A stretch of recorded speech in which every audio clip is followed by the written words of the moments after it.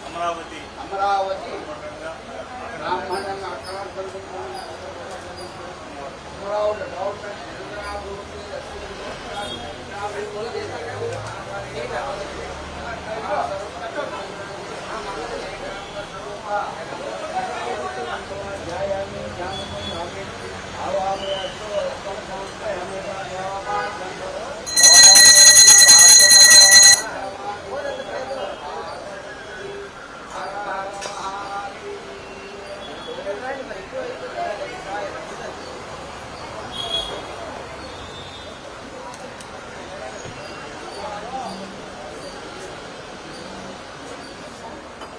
అందరికీ నమస్కారం. ఈరోజు తెలుగు వాళ్ళందరూ కూడా పండగ దినం. మన రాష్ట్ర రాజధాని అమరావతి పునర్నిర్మాణం సందర్భంగా గౌరవ ప్రధానమంత్రి గారు, గౌరవ ముఖ్యమంత్రి గారు, ఉప ముఖ్యమంత్రి గారు సభ జరుగుతుంది. నేను రైతు బిడ్డగా, మెంబర్ ఆఫ్ పార్లమెంటుగా, ఒక ఆంధ్రుడిగా ఈరోజు ఒక రైతు బిడ్డగా నేను ఈరోజు రైతులు త్యాగాలకి ప్రతీకగా, స్ఫూర్తిగా ఈరోజు అమ్మవారిని ఆశీర్వాదం తీసుకొని సైకిల్ యాత్రతో సభాస్థలానికి వెళ్లి సభలో పాల్గొవాలని నిర్ణయించుకోవడం జరిగింది.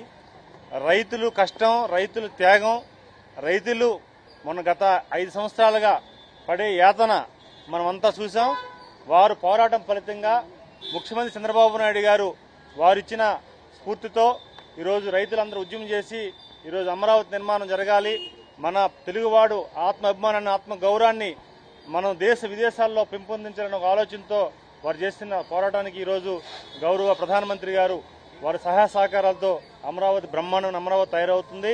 ప్రపంచంలోనే నెంబర్ 1 అమరావతిగా, రాజధానిగా తయారు చేయడానికి ముఖ్యమంత్రి గారు సంకల్పించుకున్నారు. దానికి మద్దతుగా, దానికి గౌరవంగా ఈరోజు ఉత్తరాంధ్ర బిడ్డగా నేను ఈరోజు సంఘీభాగంగా వస్తున్నాను. అదే సమయంలో గతంలో ఎన్నికల ముందు ఎన్డీఏ కూటమి, తెలుగుదేశం పార్టీ కానీ ఎన్డీఏ కూటమి అందరూ కూడా అమరావతి ఇక్కడే మేము రాజధాని నిర్మిస్తామని చెప్పేసి మాట ఇవ్వడం, అదే మాటతో 5 కోట్ల ఆంధ్రులు సంఘీభావం చెప్పి, మద్దతు తెలిపి, ప్రజా ఆమోదం తెలిపి ప్రజాప్రభుత్వాన్ని ఏర్పాటు చేశారు.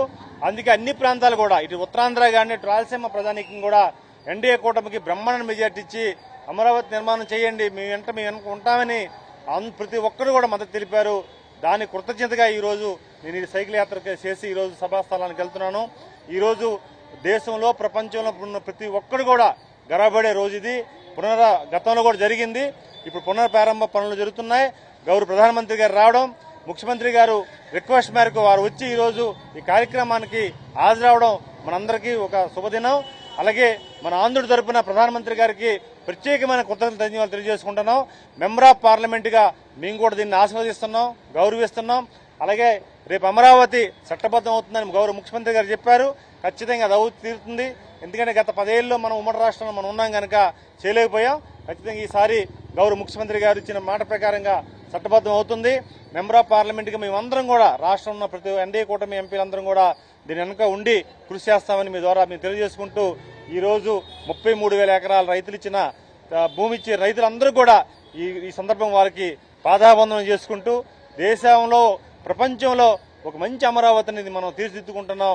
ఈరోజు మనకు ఒక చరిత్రలో ఒక లిఖితపూర్వకమైన రోజు ఈ రోజును స్మరించుకుంటూ మనం అందరం కూడా ముందుకెళ్లాలని మీ ద్వారా తెలుగు ప్రజలను తెలియజేసుకుంటున్నాను. Thank you. హిందీ కూడా మాట్లాడతారు కదా? తెలుగేనా? ఓకే ఓకే అంతే, ఎక్కడ తెలుగే అంతే. కొంచెం గట్టిగా వస్తాను.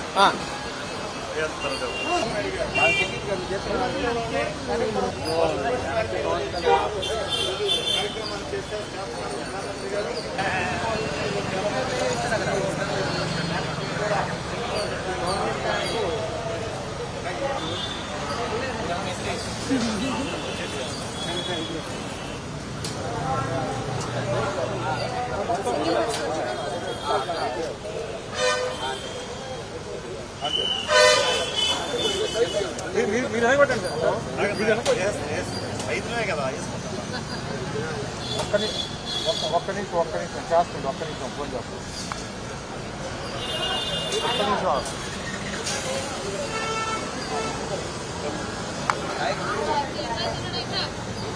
సార్ ఒక్క నిమిషం చెప్పండి.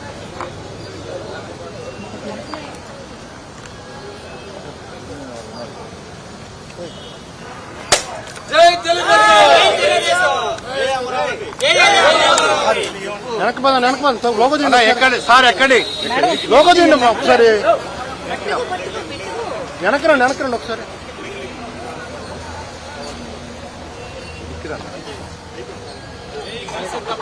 తప్పకుండా అమ్మా, మీరు కొంచెం వెనకరండి. మీరు కొంచెం వెనకరండి. రండి సార్ రండి.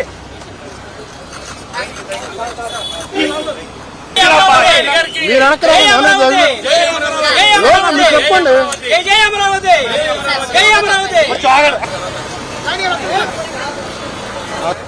ఉండు అట్లా ఉండు. స్లోగా ఉండు. రండి సార్. రాని ఉంది. వస్తారు. మన వాళ్ళు వస్తున్నారు. వాళ్ళు స్లోగా పోనీ.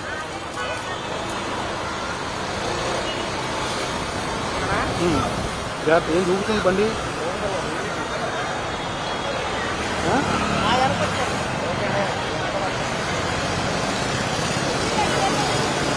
పని ఏం బండి ఉడికిపోతుంది? బండి పడితే కాదు తప్పకుండా బండి ఉడుకుంది.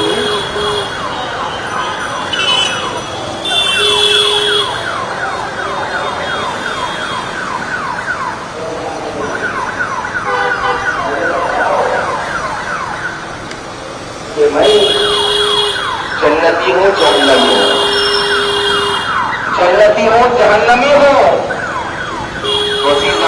స్లో ఉంది.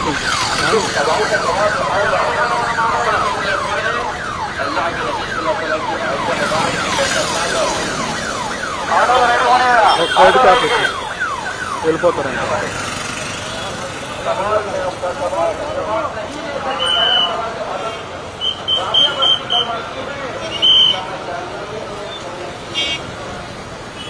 సైడ్ కాపీస్ మొన్నాని ఒక సైడ్ కాపీస్ చాలే. సైడ్ కాపీ వద్దు చాలే. మళ్ళీ చాలే, మళ్ళీ ఇబ్బంది అవుతుంది.